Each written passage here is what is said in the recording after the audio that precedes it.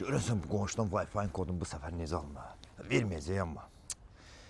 Amma mən bilirəm necə də alasam deyən görə.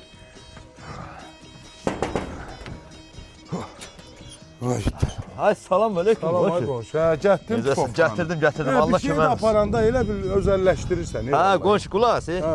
Sənin bu doğum gününə vaxt idi. Toyuq çıxacaq işdə. Sənin doğum gününə vaxt idi. 1986. 1986. Hə.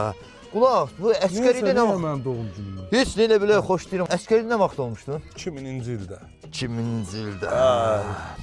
Sən canora nə yazsan? Qulaq, o deyəcəm.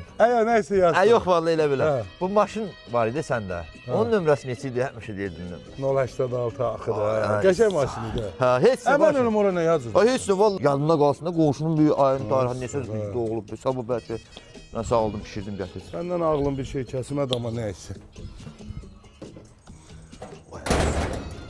Sən o qoşuldu Wi-Fi-ya. Belə qonşu ilə yaşamaq nə var?